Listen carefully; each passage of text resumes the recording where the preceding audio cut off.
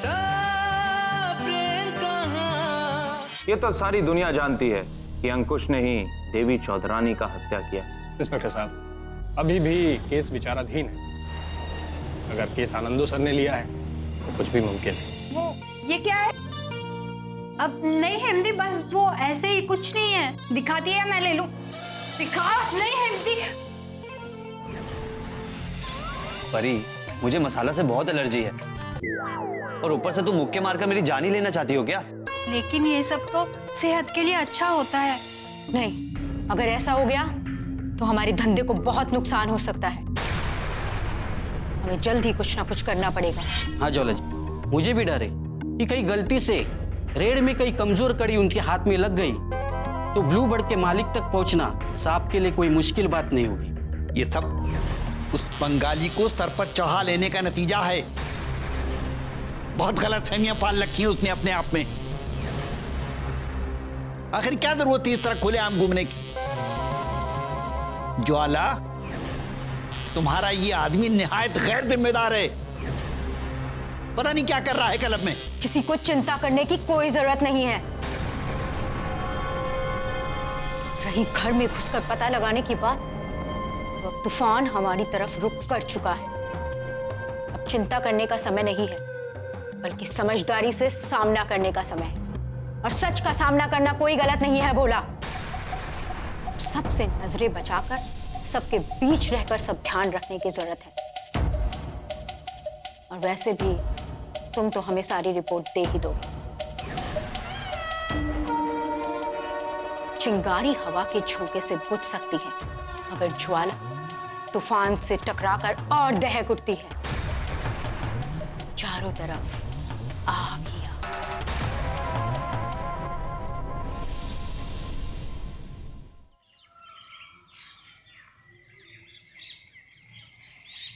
क्या बात है ज्वाला? इस लड़की को यहाँ क्यों बुलाया?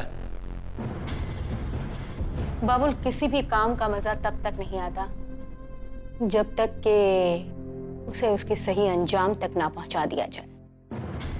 मैं कुछ समझा नहीं। बाबुल, अब वक्त आ गया है कि सामने से होने वाले वार को ढाल से रोका जाए। वो इंस्पेक्टर और हेम जिस तरह से हम पर वार करने की तैयारी कर रहे हैं, ऐसे में समझदारी उनके सामने सीना तान कर खड़े होने में नहीं, बल्कि सूझबूझ से ढाल तैयार करने में है, ताकि जब वो हम पर वार करें तो उनके वार की चिंगारी ढाल की वजह से हम पर नहीं, बल्कि उन पर ही जागे। और ये होगा कैसे? हेम की वजह से। हेम बनेगी हमारी ढाल। मैं कुछ समझा नहीं। हेम हमारी ढाल क्यों बनेगी? वो हमारी मदद क्यों करेगी? इसकी जीती जागती वजह आपके सामने खड़ी है बाबुल। ये सुनहरी।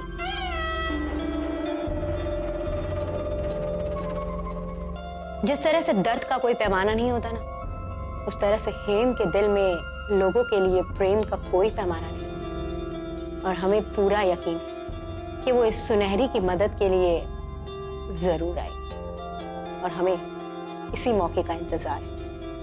तुम इस लड़की पे भरोसा कर रही हो? भरोसा तो मुझे तुम पर भी नहीं है बाबू, मगर हमें खुद पर पूरा भरोसा है कि हमें सही वक्त और सही मौके का सटीक इस्तेमाल करना आता है। सुनो सुनहरी, तुम्हारे सामने अब दो रास्ते हैं। या तो तुम हमसे एक सौदा कर लो, नहीं तो हम तुम्हारा सौदा कर देंगे। और ये तो तुम्हारी किस्मत अच्छी है कि तुम यहाँ हमारे सामने खड़ी हो, इसलिए कोई भी रास्ता चुन सकती हो। वरना कुछ लड़कियों को तो तब पता चलता है जब वो किसी अंधेरे कमरे में पहुंच चुकी होती। कहो, क्या दोगी हमारा साथ? मगर मैं ऐसा क्यों करूं? तुमने ये सवाल ज्वाला से पूछा है, तुम्हें इसका जवाब जरूर मिलेगा। ज्वाला का दिल बहुत बड़ा है लड़की, तुम्हारी हेम से भी बड़ा। अगर तुम हमारा साथ दोगी तो तुम्हें इस चार दीवारी में पूरी आजादी मिलेगी सुनहरी। तुम अपनी मर्जी की मालकिन होगी। तुम यहाँ खुल के सांस ले सकोगी। तुम्हारी हर जरूरत, हर मूड का पूरा ख्याल रखा जाएगा। तुम्हारी हर पसंद नापसंद तय करने का तुम्हारा पूरा हक होगा। लेकिन ये सब तभी होगा जब तुम हमारा एक छोटा सा मगर बहुत ही जरूरी काम करोगे। और मुझे करना क्या होगा? जैसा कि मैंने कहा, काम तो छोटा सा है मगर है बहुत जरूरी। देखो सुनहरी, हम अच्छे से जानते हैं कि हर लड़की के दिल में एक आजादी भरा जीवन जीने की तमन्ना दबी होती है, मगर सामाजिक बंधनों के कारण उसे अपनी इच्छा को दबाना पड़ता है। और कभी कभी तो वो इन बंधनों को तोड़कर मुक्ति की राह पर चलने के रास्ते में ठोकर खा के गिर भी जाती है। और हमें ऐसे ही मौके की तलाश रहती। और तुम्हारे साथ भी कुछ ऐसा ही हुआ। ना तो तुम हीरोइन बनने का ख्वाब लेकर अपने घर से भागती, ना ही कलकत्ता स्टेशन पहुंचती, और ना आज यूं हमारे सामने खड़ी होती। देखो सुनहरी, हम तुमसे ये वादा तो नहीं करते कि हम तुम्हें तुम्हारी पहले वाली जिंदगी वापस दे देंगे, मगर तुम यहाँ पूरी आजादी के साथ रह सकती हो, और ये भी किसी फिल्मी ख्वाब से कम नहीं होगा। मगर इस ख्वाब के लिए तुम्हें एक कीमत चुकानी पड़ेगी। सुनहरी, हम ये बहुत अच्छे से जानते हैं कि तुम्हारे अंदर वो बात है जो हम में है, और क्या पता कल तुम यहाँ हमारी जगह बैठे। हमने तुम्हें इस काम के लिए बहुत ही सोच समझ कर बुलाया, इसलिए अब हम तुम्हें जो भी बताने जा रहे हैं उसे बहुत ध्यान से सुनना। सुनहरी, आज से हम ब्लू बर्ड का मेन इंचार्ज तुम्हें बनाते हैं। आज से वहां हो रहे सारे काम तुम संभालो, सारी लड़कियां, सारे क्लाइंट तुम सेट और डील करोगी, या फिर यूं कहो कि वहां पर हो रहा हमारा सारा बिजनेस तुम संभालोगी। मतलब आप मुझे उन लड़कियों की भावनाओं और शरीर का सौदा करने की जिम्मेदारी सौंपना चाहती हैं? सौदा नहीं, हमारी नजर में ये बिजनेस है, एक जरिया है जिससे तुम लोगों का पेट भरता है और तुम्हारे सारे शौक पूरे होते हैं। क्या तुमने कभी सोचा है कि जो हम तुम लोगों को इतना बना सवार कर रखते हैं, इस पर कितना खर्चा होता होगा? लेकिन हम इस बारे में कभी नहीं सोचते। और अब तुम भी ज्यादा मत सोचो सुनहरी, बल्कि ये सोचो कि आज से तुम्हारे सारे दुख दर्द दूर हो जाएंगे। ब्लू बर्ड में होने वाली हर हरकत आज से तुम्हारी नजरों के सामने से होकर गुजरेगी। और अगर कोई होनी अनहोनी हो भी गई तो उसके लिए तुमसे सवाल जवाब करने का किसी को हक नहीं होगा सिवाय हमारे। तुम सीधा हमें जवाब दिया करो, तुम पर कोई दबाव नहीं होगा। अब बोल, क्या तुम्हें यह सौदा मंजूर है? तुम्हारा दिमाग खराब हो गया क्या ज्वाला? उस लड़की पर भरोसा करने जा रही हो जो कई बार हमें छोड़कर भाग चुकी है? बाबुल, तुम अच्छे से जानते हो कि हमें हमारे फैसले में किसी की भी दखलअंदाजी तब तक पसंद नहीं जब तक कि हम खुद उसकी राय ना मांगे। सुनहरी, हम अच्छे से जानते हैं कि तुम्हारी जगह अगर कोई और लड़की भी होती तो इस आजादी भरे जीवन के लिए कभी इनकार नहीं करती। लेकिन फिर भी हम तुम्हारे मुंह से सुनना चाहते हैं। मुझे थोड़ा वक्त चाहिए। हम समझ गए। खुद समय के बाद भी तुम्हारा जवाब हाँ में ही हो, क्योंकि ज्वाला को ना सुनने की आदत नहीं। आज से हमारी दुनिया में तुम्हारा स्वागत है सुनहरी। अब ज्यादा सोचो मत, जाओ जाकर आराम करो। फिर शाम को ब्लू बर्ड के लिए तुम्हें तैयार भी तो होना है। जाओ।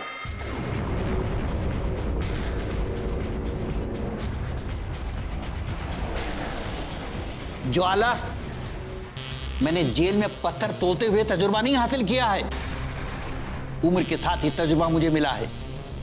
मैं समझ रहा हूं कि जो तुम कदम उठाने जा रही हो वो गलत है। तुम्हारा फैसला बिल्कुल गलत है। ये लड़की काबिले भरोसा नहीं है। सही कहा बाबुल। सुनहरी विश्वास करने के लायक भी नहीं, मगर जब हमें किसी का शिकार करना होता है ना, तो हमें उसके बिल से बाहर निकालने के लिए उसके बिल के आगे भी कोई शिकार डालना पड़ता है। और सुनहरी का इस्तेमाल हम हेम को उसके बिल से निकालने के लिए कर रहे हैं। हमें पूरा यकीन है बाबू कि हेम सुनहरी की मदद के लिए जरूर आएगी।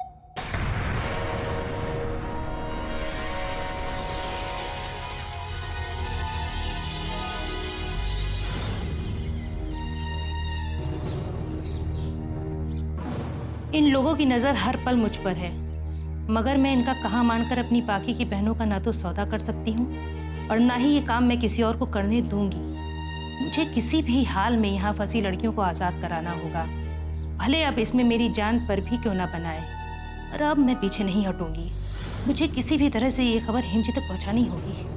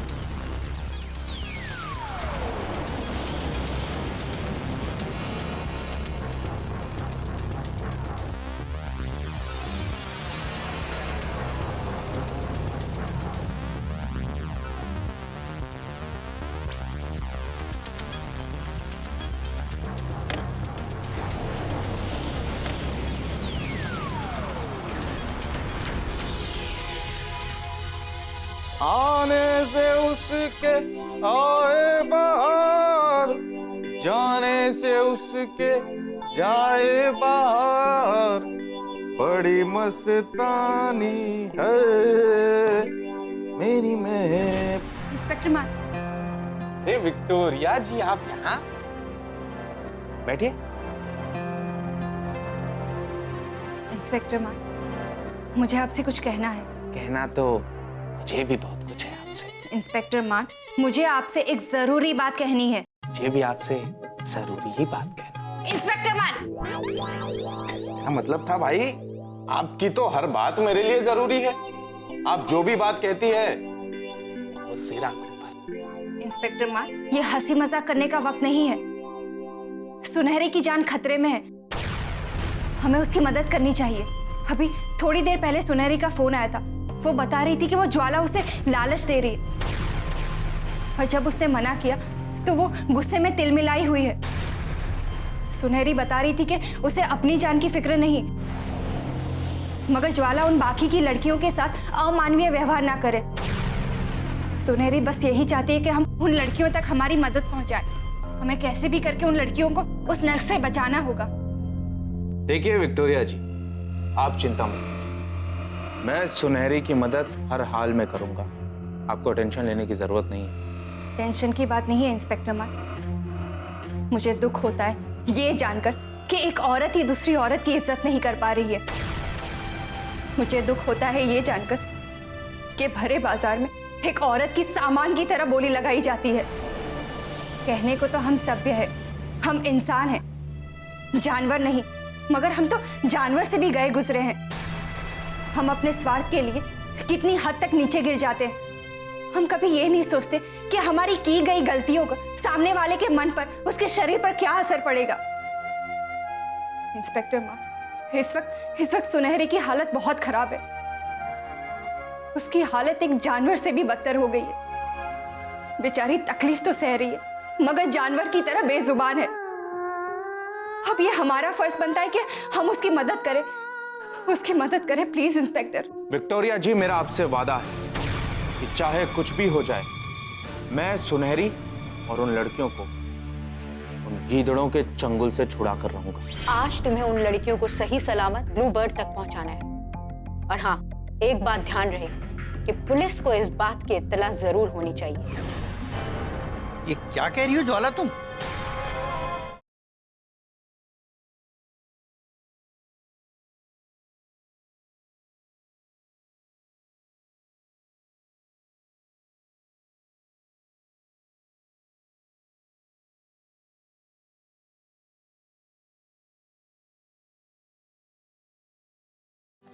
ऐसा प्रेम कहाँ। मैं सुनहरी और उन लड़कियों को उन गीदड़ों के चंगुल से छुड़ा कर रहूंगा।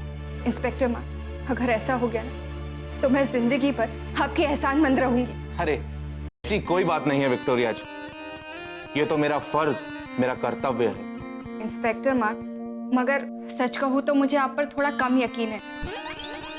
वो क्या है ना, आप हर चीज को लाइटली ले लेते हैं, क्योंकि मुझे डर लगता है कि आप कहीं बहक गए और किसी और को सारी इंफॉर्मेशन दे दी तो वहीं पर बात बिगड़ जाती है।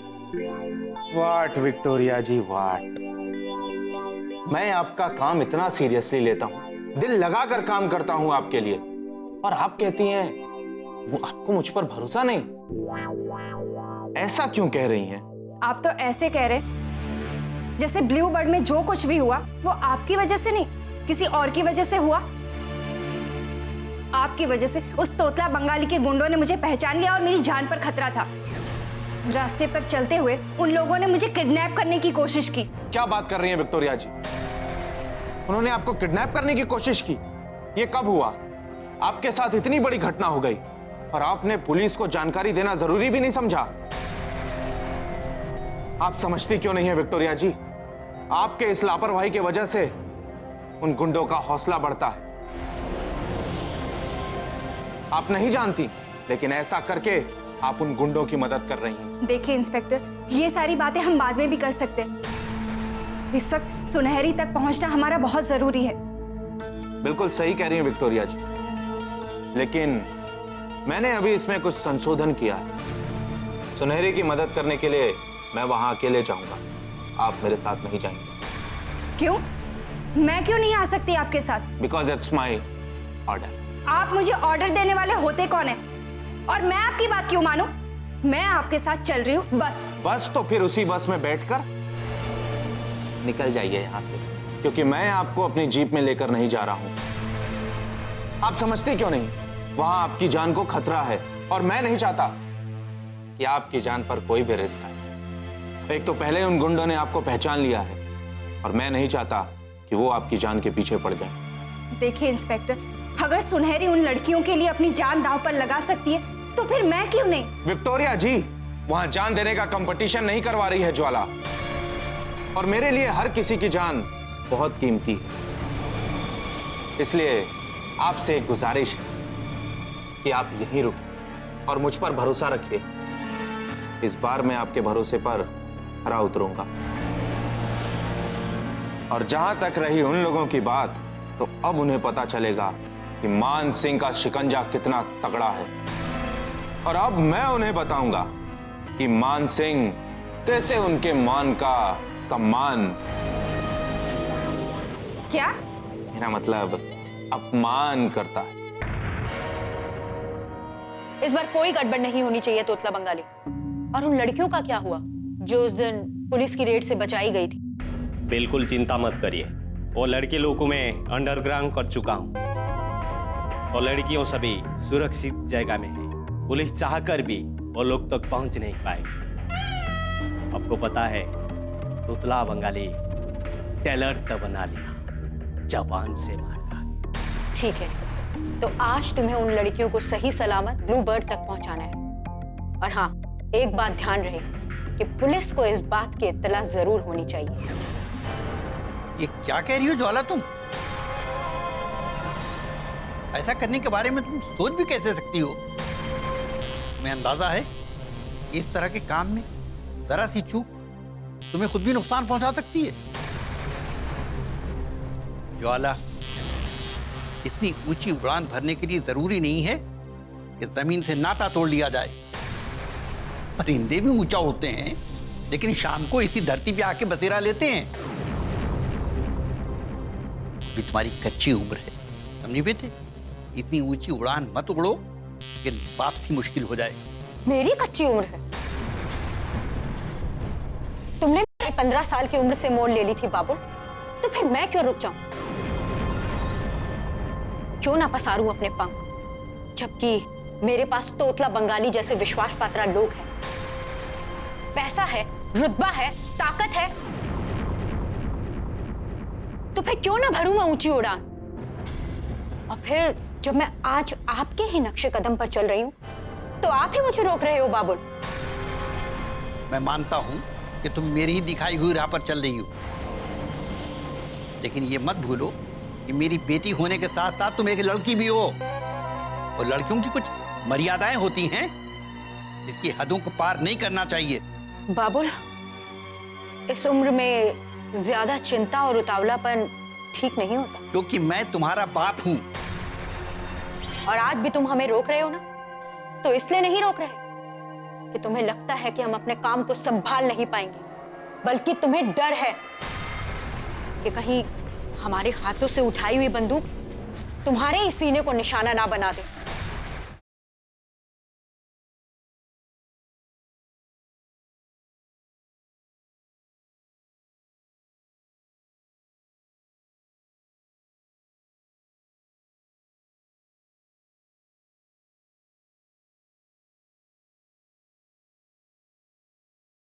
ऐसा प्रेम कहाँ। इस उम्र में ज्यादा चिंता और उतावलापन ठीक नहीं होता। क्योंकि मैं तुम्हारा बाप हूं और अपनी आंखों के सामने अपनी बच्ची को मैं खतरे में जाता हुआ नहीं देख सकता।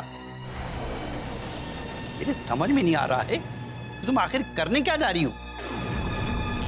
एक लड़की होकर तुम लड़कियों का व्यापार कर रही हो, जरा भी संवेदना नहीं है तुम में। मैं मानता हूं कि तुमने जो कुछ सीखा है मुझसे सीखा है, लेकिन मैंने कभी किसी को इस तरह से बर्बाद नहीं किया है। थोड़े बादाम खाया करो बाबुल, दिमाग पर जोर पड़ेगा और तुम्हारी याददाश्त भी दुरुस्त होगी। भूल गए कि उस पतंग की बहन का चेहरा तेजाब डालकर किस तरह से खराब किया था तुमने? उसकी मौत का जिम्मेदार कौन था? तुम बाबुल। वो लड़की जीना चाहती थी, लेकिन तुम्हारी वजह से तड़प तड़प कर मरी वो। उस वक्त तुम्हारी रूह नहीं कांपी? अगर मैं इन लड़कियों से काम लेती हूं ना, तो इनकी जिम्मेदारी भी लेती हूं, वरना ये लड़कियां तो सड़क पर भीख मांगने के लायक भी नहीं हैं। इस शहर में राक्षसों की कमी नहीं है, भेड़ियों की तरह नोचेंगे और चलती बस से मारकर फेंक देंगे इन्हें। वो सिर्फ एक एक्सीडेंट था, मैं उसे डराना चाहता था, उसे मारने का मेरा कोई इरादा नहीं था। ये एक इत्तेफाक था कि एसिड उसके चेहरे पे गिर गया और वो मर गई। मैं नहीं मानती तुम्हारी बात। अब अच्छा होगा कि तुम यहां से चले जाओ, मुझे तुम्हारी सलाह की जरूरत नहीं है। तुम चाहे जो कुछ कहो, कितने ही तर्क दो, मैं तुम्हें बार बार रोकूंगा इस काम को करने के लिए।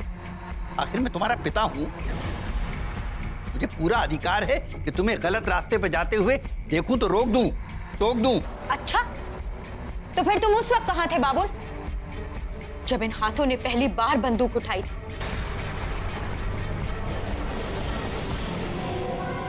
और आज भी तुम हमें रोक रहे हो ना, तो इसलिए नहीं रोक रहे कि तुम्हें लगता है कि हम अपने काम को संभाल नहीं पाएंगे, बल्कि तुम्हें डर है कि कहीं हमारे हाथों से उठाई हुई बंदूक तुम्हारे ही सीने को निशाना ना बना दे।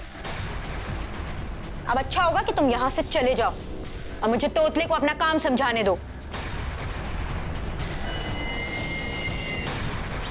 बना ली, टेरर तो बना लिया, जवान से मार खा गया। उड़ी बाबा, अब मान सिंह की मार।